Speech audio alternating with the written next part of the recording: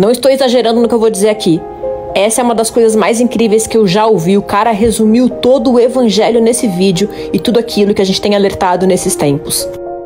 Que palavra, que inspiração, que explicação magnífica.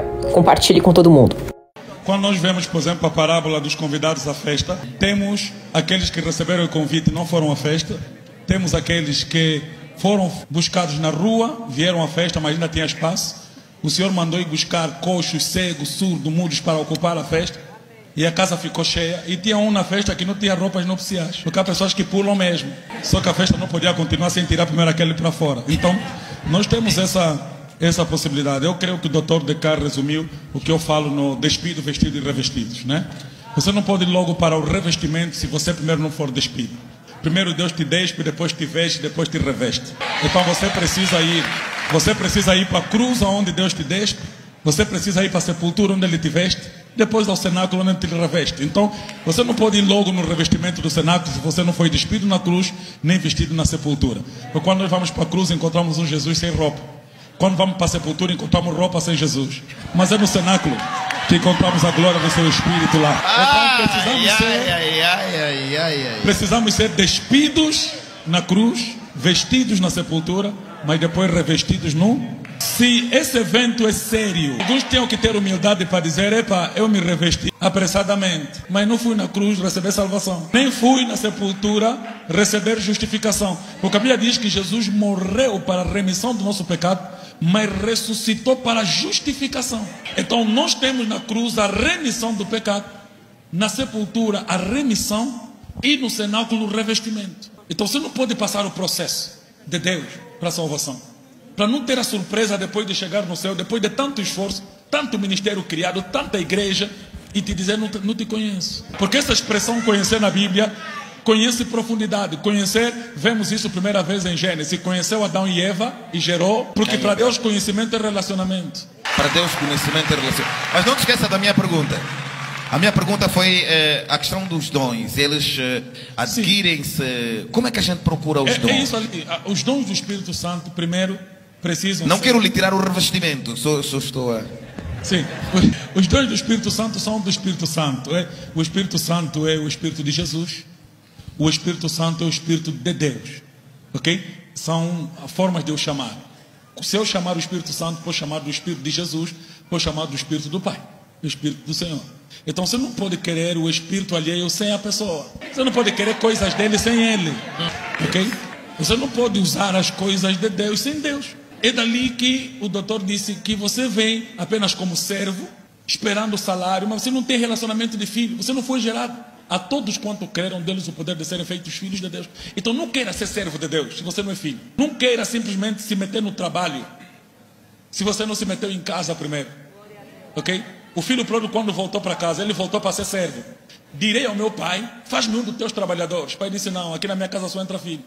Então o que Deus quer de você é que, primeiramente, antes de tudo, mais importante do que ser amanhã, não sei o que, quero ser como o profeta Tony Calado, quero ser usado, quero aparecer na TV. Não, se converte. Se converte. Seja salvo. Primeiro tem que te tirar essa roupa suja. Porque quando você está com roupa suja, doutor, a roupa limpa, como é revestimento, pode esconder a roupa suja. É o que acontece com muita gente. É que ele meteu o revestimento por fora e as pessoas não veem a sujeira de dentro. É dali que muitos meninos se meteram aventureiramente no trabalho, depois não entendem que a dimensão da capa que você colocou também atrai luta. Que você não tem estrutura para suportar. É que começam a vir ataques espirituais que você não tem estrutura. E até algumas pessoas entraram com sinceridade no ministério, mas sinceramente errados. Eles foram para o ministério com sinceridade, mas depois acabaram tendo ataques espirituais tremendos. Ficaram prostitutos, não conseguem ver mulher, lhe dá uma vontade estranha que ele não tinha antes quando começou. Porque você foi para um trabalho que você não tinha estrutura para suportar o ataque. Ok? A Bíblia diz: aqueles que ouvem a minha palavra e colocam em prática, comparai-lo-ei ao homem que construiu sua casa sobre a rocha. Veio o vento, a tempestade. Em todo o ministério virá vento, tempestade, chuva. Só vai resistir aquele que estiver sobre Jesus, sobre a rocha. Então não construa teu ministério apenas, construa sobre Jesus.